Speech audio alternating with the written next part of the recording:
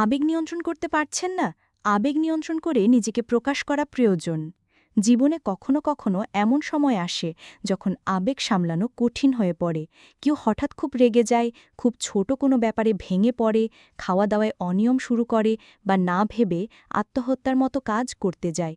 এক দুবার এমন হওয়াটা অস্বাভাবিক কিছু নয়, কিন্তু বারবার যদি এমনটা হতে থাকে, যদি এটা আমাদের সিদ্ধান্ত, সম্পর্ক বা নিজের পরিচয় নিয়েই সন্দেহ তৈরি করে, তাহলে বিষয়টি গুরুত্ব দিয়ে দেখা জরুরি। এর পেছনে থাকতে পারে এক ধরনের মানসিক সমস্যা, যাকে বলে ইমোশনাল ডিসরেগুলেশন, অর্থাৎ আবেগ নিয়ন্ত্রণের সমস্যা।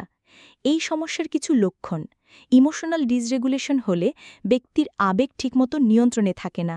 বাইরে থেকে তাকে স্বাভাবিক মনে হলেও ভেতরে তিনি অস্থিরতায় ভোগেন। ছোট একটা ঘটনাও তাকে ভীষণ কষ্ট দিতে পারে, সামান্য চাপেই ভেঙে পড়তে পারেন। এর সঙ্গে দেখা যেতে পারে অতিরিক্ত উদ্বেগ বা লজ্জা, হঠাৎ হঠাৎ রেগে যাওয়া, মাদক বা নেশাদ্রব্যের প্রতি আসক্তি, বিপজ্জনক যৌন আচরণ, সম্পর্কের টানাপড়ন, খাওয়া দাওয়ার অভ্যেসে বড় ধরনের পরিবর্তন, আত্মহত্যার চিন্তা বা চেষ্টা। সময়মতো এই সমস্যা ধরা না পড়লে এটা ব্যক্তির জীবনযাত্রার মান, পরিবার, বন্ধুবান্ধব, এমনকি কর্মস্থল বা শিক্ষাজীবনেও খারাপ প্রভাব ফেলতে পারে। চিকিৎসা না করালে দীর্ঘমেয়াদে এই সমস্যার প্রভাব আরও ভয়াবহ হয়ে উঠতে পারে। ইমোশনাল ডিসরেগুলেশনের কারণ: আবেগ তো আমাদের সবারই থাকে, তবে সেগুলো যখন নিয়ন্ত্রণের বাইরে চলে যায়, তখন এর পেছনে কিছু গভীর কারণ থাকতে পারে। অনেক সময় সেই কারণগুলো আমাদের শৈশব থেকেই শুরু হয়। ১. শৈশবের ভয়াবহ অভিজ্ঞতা। শৈশবে কোনো ভয়ঙ্কর বা নাড়িয়ে দেওয়া ঘটনা, যেমন শারীরিক নির্যাতন, পারিবারিক সহিংসতা বা দুর্ঘটনার মধ্য দিয়ে গেলে তার প্রভাব দীর্ঘদিন থেকে যায়, কারণ এই সময়টি মানুষের মানসিক আর আবেগগত বিকাশের সবচেয়ে সংবেদনশীল ধাপ। এই সময় ট্রমা পরবর্তী জীবনে আবেগের ভারসাম্য নষ্ট করে দিতে পারে। ২. অবহেলা আর উপেক্ষা। শিশুর প্রতি অবহেলাও এক ধরনের নির্যাতন। যখন মা-বাবা বা অভিভাবক শিশুর প্রয়োজনীয় যত্ন, নিরাপত্তা, ভালোবাসা বা সঠিক দিক নির্দেশনা দেন না, তখন সেটি শিশু মনে গভীর প্রভাব ফেলে। পোশাক, খাবার, শিক্ষা বা আবেগগত চাহিদা সবকিছু থেকেই সে বঞ্চিত হয়। এর প্রভাব পড়ে তার মানসিক গঠনে। কারো ভাবনা, অনুভূতি বা কথাকে বারবার গুরুত্ব না দেওয়া বা তুচ্ছ করে দেখা একসময় মানসিক অবমূল্যায়নের রূপ নেয়। এতে মস্তিষ্কের কিছু রাসায়নিক পদার্থ ঠিকভাবে কাজ করে না। মানুষ তখন প্রায়ই লড়ো বা পালাও ধরনের মানসিক অবস্থায় থাকে। এর ফলে আবেগ নিয়ন্ত্রণের জন্য মস্তিষ্কের যে অংশটি কাজ করে, প্রিফ্রন্টাল কর্টেক্স, তা ধীরে ধীরে দুর্বল হয়ে পড়ে। ইমোশনাল ডিসরেগুলেশন সম্পর্কিত মানসিক সমস্যা। আবেগের ভারসাম্য হারানোটা অনেক সময় বড় কোনো মানসিক সমস্যার ইঙ্গিত। নিচে এমন কিছু মানসিক সমস্যা তুলে ধরা হলো যেগুলোর সঙ্গে ইমোশনাল ডিসরেগুলেশনের সরাসরি যোগ আছে। ১. Post traumatic stress disorder, PTSD. ভয়াবহ বা প্রাণঘাতী কোনো ঘটনা প্রত্যক্ষ করার পর অনেকেই মানসিকভাবে ভেঙে পড়েন। এ অবস্থা থেকে তৈরি হতে পারে পিটিএসডি। এতে অতীত ঘটনার ভয়াবহ স্মৃতি বারবার মনে পড়ে, ফ্ল্যাশব্যাক, দুঃস্বপ্নে চরম উদ্বেগে ভোগেন ব্যক্তি। অনেক সময় বাস্তবতা থেকে নিজেকে বিচ্ছিন্ন মনে হয়। সব মিলিয়ে আবেগের উপর নিয়ন্ত্রণ হারিয়ে যায়। ব্যক্তির দৈনন্দিন জীবন, সম্পর্ক এবং কাজের জায়গাতেও এর প্রভাব পড়ে। অনেক সময় বাস্তবতা থেকে নিজেকে বিচ্ছিন্ন মনে হয়। ২. Borderline personality disorder, BPD. এ সমস্যায় আক্রান্ত ব্যক্তি নিজের আবেগ, চিন্তা, ব্যবহার এবং সম্পর্ক ঠিকভাবে সামলাতে পারেন না। খুব অল্প সময় মুড বদলে যায়, একসময় হাসছেন, পরক্ষণে কাঁদছেন বা রেগে যাচ্ছেন।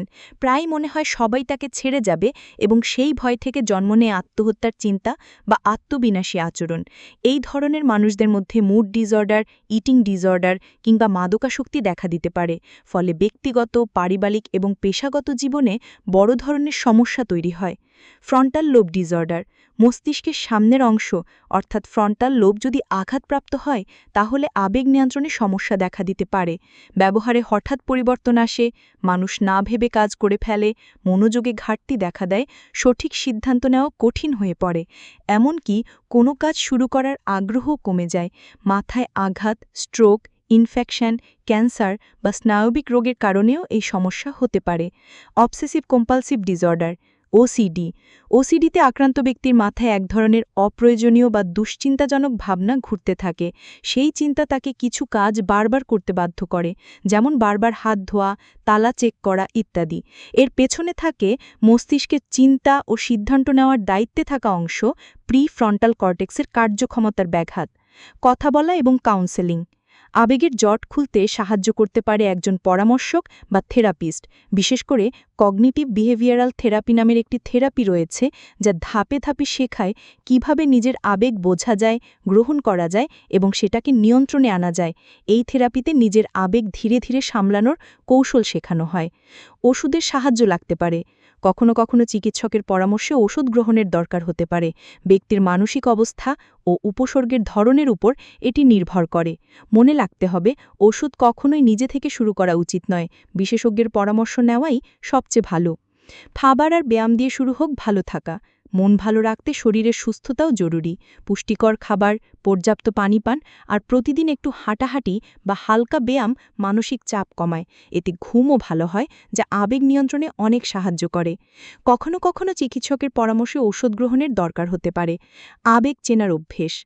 নিজের আবেগগুলো আগে চিনতে হবে। রাগ, ভয়, কষ্ট কখন কিভাবে আসছে তা বুঝতে পারলে নিয়ন্ত্রণ সহজ হয়। এই জন্য থেরাপির মাধ্যমে ধাপে ধাপে শেখা যায় কিভাবে তীব্র আবেগে প্রতিক্রিয়া না দেখিয়ে নিজেকে স্থির রাখা যায়। ভেতরের সমস্যাগুলো খুঁজে দেখা। অনেক সময় মনে হয় কেবল মানসিক চাপ, কিন্তু ভেতরে কোনো শারীরিক সমস্যাও লুকিয়ে থাকতে পারে, যেমন থাইরয়েড, হরমোনের ভারসাম্যহীনতা বা অন্য কিছু। তাই প্রয়োজনে চিকিৎসকের মাধ্যমে প্রয়োজনীয় পরীক্ষা নিরীক্ষা করিয়ে নেওয়া ভালো। নতুন কিছু শিখলে মনও হালকা হয়। নতুন কিছু শেখা, নিজের আগ্রহের জায়গায় মন দেওয়া বা দীর্ঘদিনের ইচ্ছা পূরণে এক ধাপ এগিয়ে যাওয়া, এসবই আত্মবিশ্বাস বাড়ায়। আত্মবিশ্বাস বাড়লে আবেগও অনেকটাই নিয়ন্ত্রণে থাকে। সূত্র ওয়েবএমডি।